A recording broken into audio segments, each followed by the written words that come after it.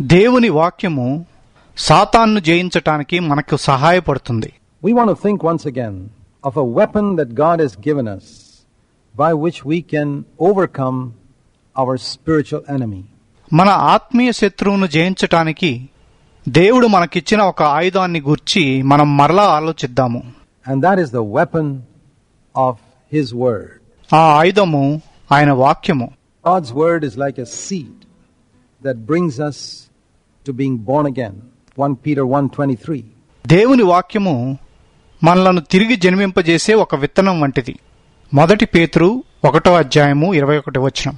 We also saw in 1 Peter chapter 2 the early verses of how God's word is like milk that helps us to grow. 1 పేతురు 2:1 దేవుని వాక్యము మనం ఎదగటానికి సహాయపడే పాల వంటిదని కూడా మనం చూచాము. God's word changes us. దేవుని వాక్యము మనలను మార్చును. We also see in Ephesians and chapter 6 that God's word is like a sword.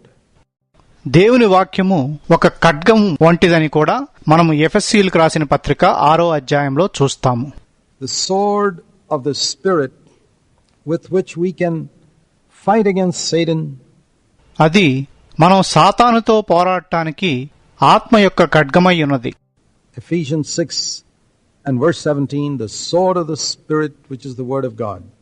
ఎఫెసీ 6:17 దేవుని వాక్యమును ఆత్మ ఖడ్గము.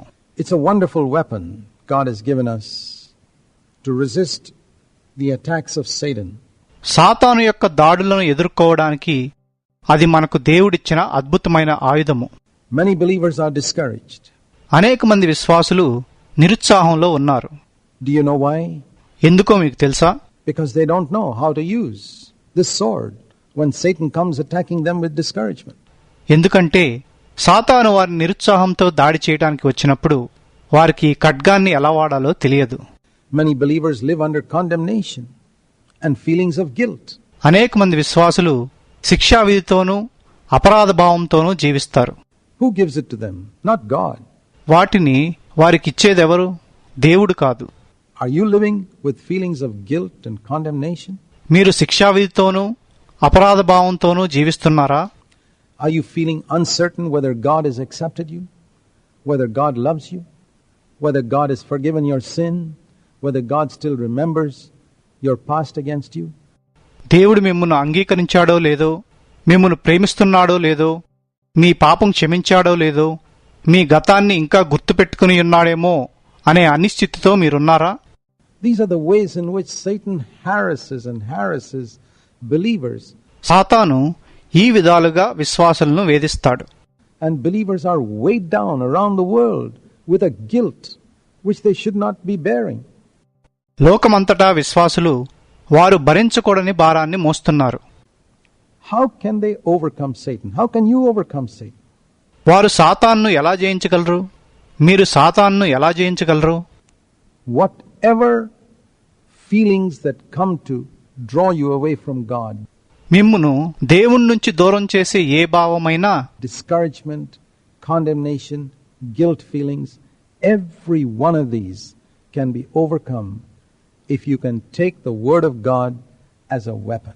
అది నిరుత్సాహము, శిక్షావిధి, అపరాధభావం ఏదైనా అవ్వచ్చు.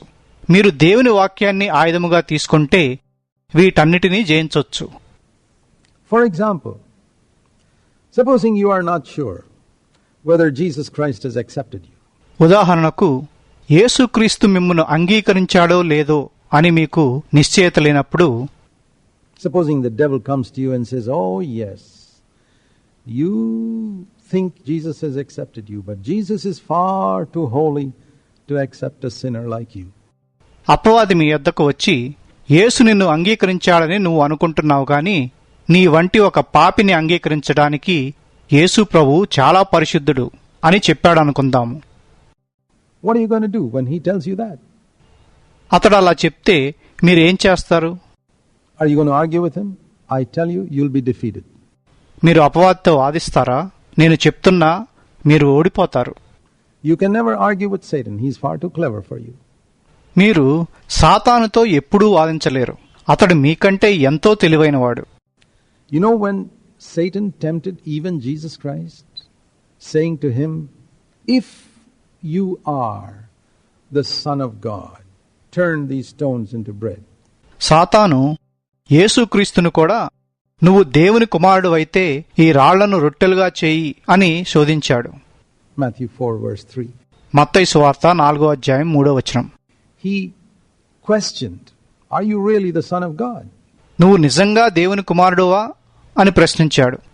And if he could put such a question to Jesus Christ himself, అతడు అటువంటి ప్రశ్నను యేసుక్రీస్తుకే వేస్తే, you think Satan will not try those questions with you? అటువంటి ప్రశ్నలను నీకు వేయడని నువ్వు అనుకుంటున్నావా? Of course he will. He'll make you doubt whether you're a child of God. ఖచ్చితంగా వేస్తాడు. నువ్వు దేవుని బిడ్డవో కాదో అని నువ్వు సందేహించేటట్లు చేస్తాడు. How can we overcome it? మనం దాన్ని ఎలా జయించగలం? We need the word of God. Here is a word which you could use. మనకు దేవుని వాక్యం అవసరము. మీరు వాడగలిగే ఒక వాక్యము ఇక్కడుంది. John chapter 6 verse 37. Jesus said, "The one who comes to me, I will certainly not cast out." యోహాను సువార్త 6:38. నా యొద్దకు వచ్చువానిని నేనెంతమాత్రము బయటకు త్రోసివేయను అని యేసు చెప్పాడు. When I was a young boy and I asked Jesus to come into my life, నేను ఒక యవనస్తుడిగా ఉన్నప్పుడు నా జీవితంలోకి రమ్మని నేను యేసు ప్రభును అడిగాను. for many years, not days, not months, but years, I lived in doubt whether Christ had really accepted me. నేను అనేక సంవత్సరాలుగా, రోజులు కాదు, నెలలు కాదు, సంవత్సరాలుగా క్రీస్తు నన్ను నిజంగా అంగీకరించాడా లేదా అన్న సందేహంతో జీవించాను. And all those years in which I lived in doubt, I did not make any spiritual progress in my life. నేను సందేహంతో జీవించిన ఆ సంవత్సరాలన్నిటిలోనూ నా జీవితంలో నేను ఎటువంటి ఆత్మీయ అభివృద్ధిని సాధించలేదు. And it's probably like that with you. మీ విషయంలో కూడా బహుశా అలాగే ఉండొచ్చు. But a day came in my life over 38 years ago when I believed this word. కానీ 38 ఏళ్ల క్రితము నేను ఈ వాక్యాన్ని నమ్మిన దినమొకటి నా జీవితంలో వచ్చింది. And I could say to Satan, "Jesus has accepted me just as I am." నేను ఉన్నట్లుగానే యేసు నన్ను అంగీకరించాడని నేను సాతానుతో చెప్పగలిగాను. Because he said, "The one who comes to me, I will never cast out." ఎందుకంటే నా యొద్దకు వచ్చువానిని నేనెంతమాత్రము బయటకు త్రోసివేయనని ఆయన చెప్పాడు. And I said, "Lord Jesus, I have come to you. Today onwards, I believe that you have not cast me out." యేసు ప్రభువా, నేను నీ యొద్దకు వచ్చాను. నువ్వు నన్ను బయటకు త్రోసివేయవని ఈ రోజు నుండి నమ్ముతున్నాను. And it was like dropping an anchor. I have never drifted from that position for 38 years. అది ఒక లంగరును వేసినట్లుండెను.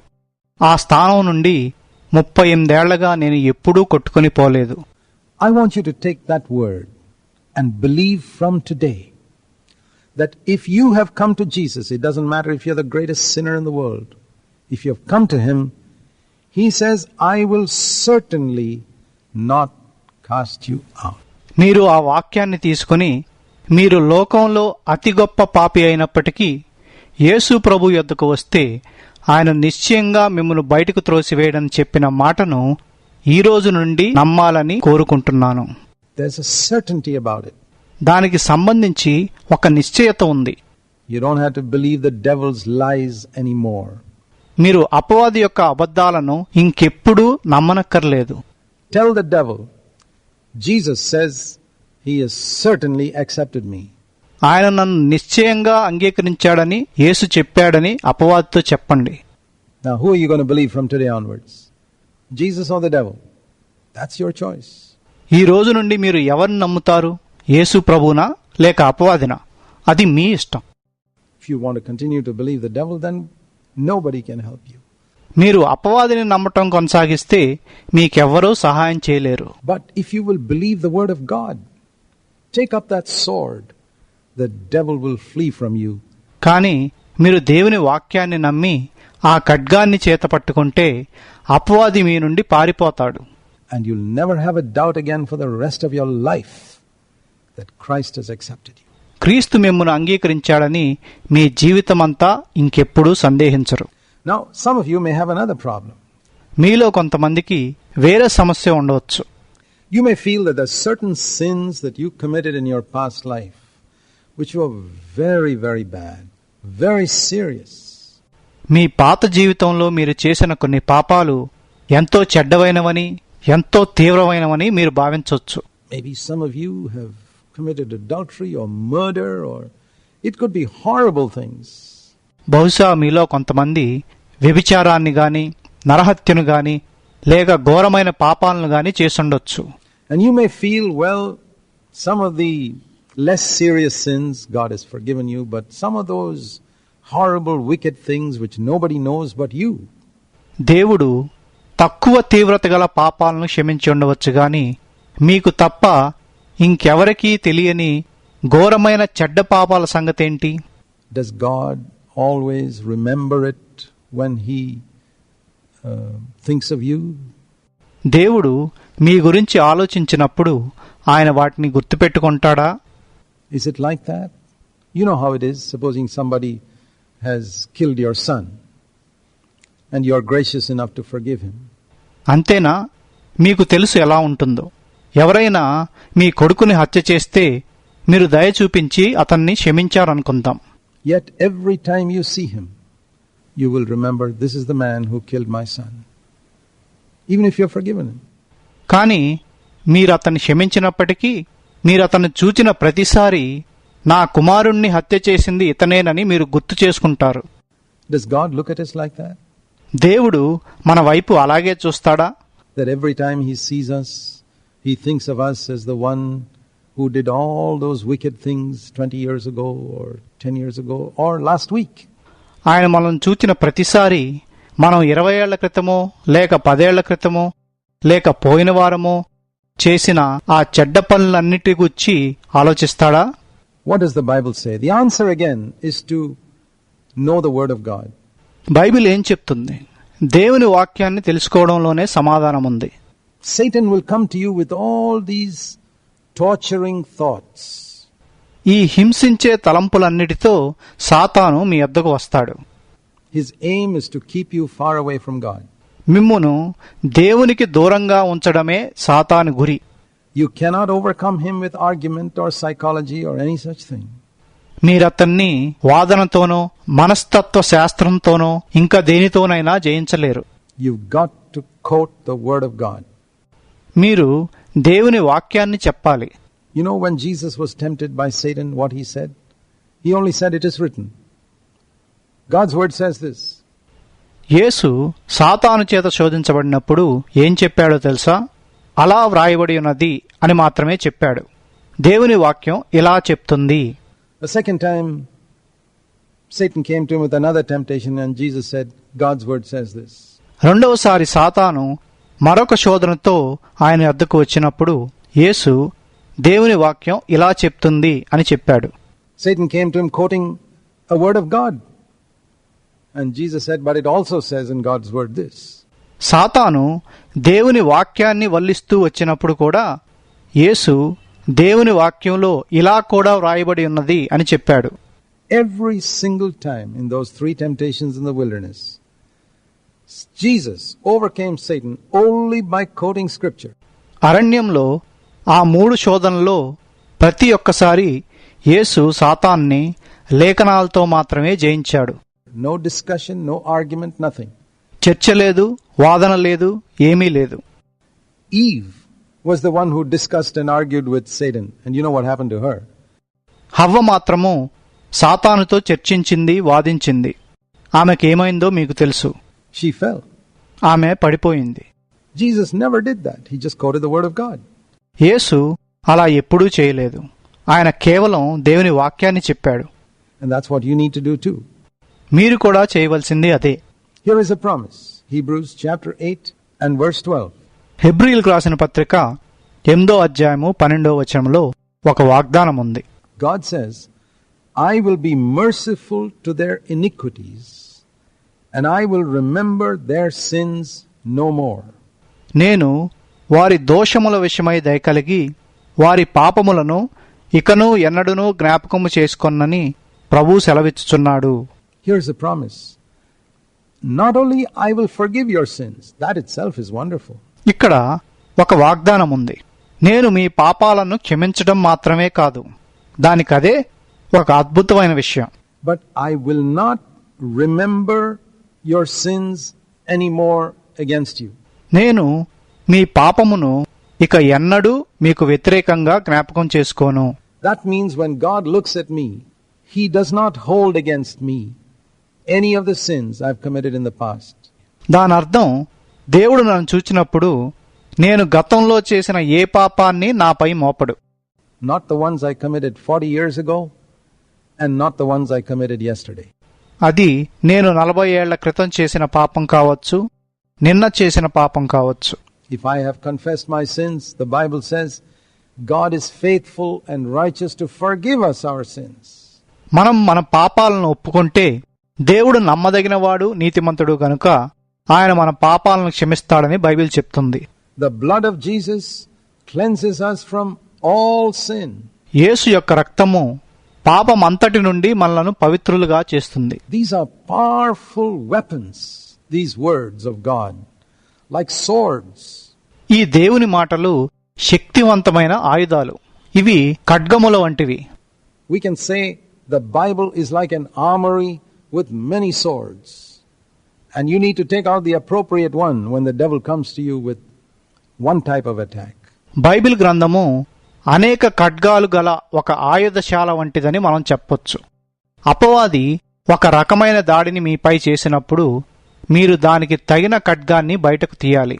When he reminds you that you have sinned so much in the past, you can say, well, the blood of Jesus has cleansed me from all sin. మీరు గతంలో ఎంతో పాపం చేశారని అతడు మీకు గుర్తు చేసినప్పుడు క్రీస్తు రక్తము నన్ను సమస్త పాపం నుండి పవిత్రపరచనని చెప్పాలి. Satan is a great accuser. సాతాను ఒక గొప్ప నేరారోపణ చేసేవాడు. He seeks to accuse and torment and harass believers, preventing them from being happy. అతడు విశ్వాసులు సంతోషంగా ఉండకుండానట్లు వారిని హింసించి వేధించి వారిపై నేరారోపణ చేయడానికి చూస్తాడు.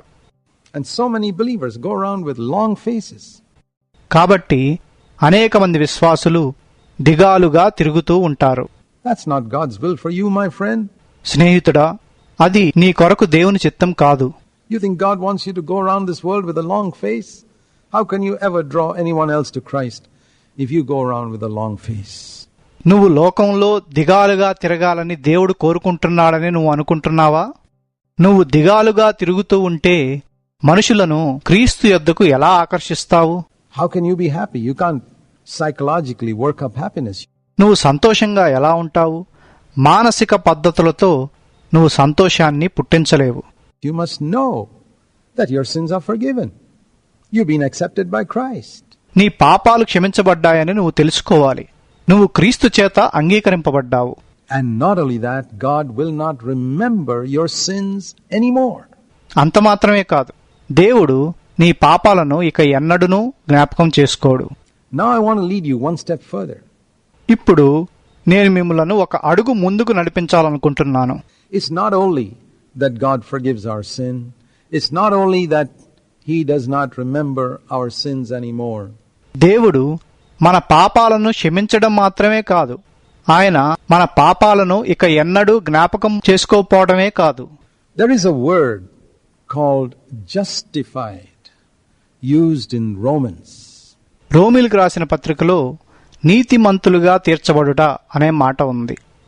That God has justified us. దేవుడు మనలను నీతిమంతులుగా తీర్చాడు. In Romans 5 verse 1 it says, having been justified by faith. You know what that word justified means? It means declared righteous. That means God has declared you to be a righteous person. రోమీయులకు రాసిన పత్రిక 5వ అధ్యాయం 1వ వచనంలో దేవుడు మనలను నీతిమంతులుగా తీర్చాడని చెప్పబడింది. Now, let's use an illustration. Supposing I've been accused of a crime and I've been taken to court and the judge says, okay, you are forgiven. ఒక దృష్టాంతాన్ని చూద్దాం. నాపై ఒక నేరం మోపబడిందనుకోండి. నన్ను కోర్టుకు తీసుకువెళ్తారు. న్యాయమూర్తి నన్ను చూచి, సరే నువ్వు క్షమించబడ్డావు అని చెప్పాడు. I'm happy because I come out of the court forgiven, but I still hang my head in shame because I'm accused of a terrible crime. నేను క్షమించబడి కోర్టు నుండి బయటకు వచ్చినందుకు నేను సంతోషిస్తాను. కాని ఒక దారుణమైన నేరం నాపై మోపబడినందుకు నేను సిగ్గుతో నా తల దించుకుని ఉంటాను. But on the other hand, if the judge says, well, after considering all the evidence, I don't believe you're guilty at all. కాని అలా కాకుండా న్యాయమూర్తి ఆధారాలన్నిటినీ పరిశీలించిన తర్వాత నువ్వు దోషివని నేను నమ్మటం లేదు. There's no need of being forgiven. You're righteous. Go home righteous. నువ్వు క్షమించబడనక్కర్లేదు, నువ్వు నిర్దోషివి, నువ్వు నీతిమంతునిగా ఇంటికి వెళ్ళొచ్చు అని చెప్తే, Then I come out of the court not just as a forgiven criminal, but as one with my head lifted up.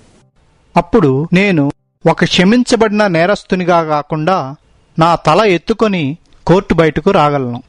This is the meaning of justification. నీతిమంతునిగా తీర్చబడటం అంటే అదే. It is more than forgiveness. అది క్షమాపణ కంటే ఎక్కువ. And many Christians haven't understood it. అనేక మంది క్రైస్తవులు దాన్ని అర్థం చేసుకోలేదు. God not only forgives, He justifies. He declares me righteous. దేవుడు నన్ను క్షమించడమే కాక నన్ను నీతిమంతునిగా తీర్చాడు. In other words, He clothes me with the righteousness of Christ. వేరే మాటల్లో చెప్పాలంటే ఆయన క్రీస్తు యొక్క నీతిని నాకు ధరింపజేస్తాడు. He puts the goodness of Christ over me as my dress. క్రీస్తు యొక్క మంచితనాన్ని నా వస్త్రంగా నాకు ఇస్తాడు. Can you think of it? The goodness of Christ clothing you. దాన్ని ఊహించగలరా? క్రీస్తు యొక్క మంచితనాన్ని మీరు ధరించుకొనటం. How do you look when you are clothed with the goodness of Christ? క్రీస్తు యొక్క మంచితనాన్ని మీరు ధరిస్తే మీరు ఎలా కనిపిస్తారు? I'll tell you, perfect. నేను చెప్తాను, పరిపూర్ణంగా కనిపిస్తారు. Do you believe it? దాన్ని మీరు నమ్ముతున్నారా? Oh, that's where the problem lies. అయ్యో, సమస్య అక్కడే ఉంది. You don't believe it. మీరు దాన్ని నమ్మటం లేదు. Then it'll never be true. అప్పుడు అది ఎప్పటికీ నిజం కాదు. It says justified by faith. విశ్వాసం ద్వారా నీతిమంతులుగా తీర్చబడుట అని చెప్పబడింది. Do you believe God puts the goodness of Christ over you? క్రీస్తు యొక్క మంచితనంతో దేవుడు మిమ్మల్ని కప్పుతాడని మీరు నమ్ముతున్నారా? Thank Him for it. And resist Satan with this weapon of the Word of God. దాని కొరకు ఆయనకు వందనాలు చెల్లించి దేవుని వాక్యమైన ఈ ఆయుధంతో సాతాన్ని ఎదిరించండి. Say, I have been accepted by Christ. నన్ను క్రీస్తు అంగీకరించాడు అని చెప్పండి. Say it right now. ఇప్పుడే చెప్పండి. I've been accepted. నేను అంగీకరింపబడ్డాను. I've been forgiven. నేను క్షమించబడ్డాను. God does not remember my past against me anymore. దేవుడు ఇక ఎన్నడూ నా గతాన్ని గుర్తు చేసుకోడు. I have been justified. నేను నీతిమంతునిగా తీర్చబడ్డాను. I am a righteous person, clothed with the goodness of Christ over my life. నేను క్రీస్తు యొక్క మంచితనాన్ని నా జీవితంపై ధరించుకున్న నీతిమంతుడను. I am just as precious to God as Jesus Himself is. నేను దేవునికి యేసువలనే విలువైన వాడను. These are the weapons with which Satan will flee from us. ఈ ఆయుధాల వలన సాతాను మన నుండి పారిపోతాడు.